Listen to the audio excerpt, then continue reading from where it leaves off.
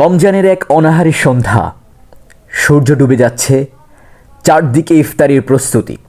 সুগন্ধি খাবারের ঘ্রাণ বাতাসে ভেসে বেড়াচ্ছে। সারা শহর আলোয় ঝলমল করছে, কিন্তু শহরের এক কোণে অন্ধকার এক ঘরে ছোট্ট মেহেদি চুপচাপ বসে আছে। তার মা সামনের পুরনো থালায় এক গ্লাস পানি আর শুকনো একটু মুড়ি সাজিয়ে রেখেছেন, মুখে কষ্টের ছাপ। বাবা দিনমজুর, কাজ না পেয়ে আজও ফিরলেন খালি হাতে। 3 দিন ধরে ভালো করে কিছু খেতে পারেনি তারা। মেহেদি বাইরে তাকিয়ে দেখে পাশের বিল্ডিংয়ে সুসজ্জিত টেবিলে ইফতার সাজানো।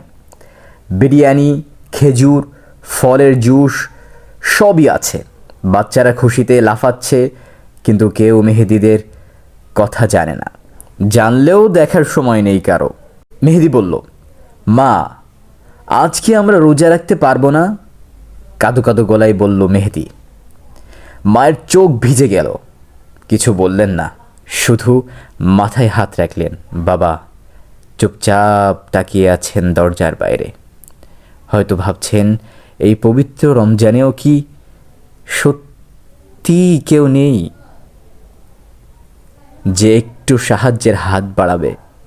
রমজান তো দয়ার মাস, কিন্তু দয়া কি শুধু কথার মধ্যে সীমাবদ্ধ? সমাজ কি শুধু নিজের ইফতারেই ব্যস্ত? এই প্রশ্নগুলোর উত্তর হয়তো এখনও অজানা। এই গল্প শুধু মেহেদির নয়, এই সমাজের অনেকের। আমরা কি সত্যি সবাইকে নিয়ে ইফতারের আনন্দ ভাগ করে নিতে পারছি?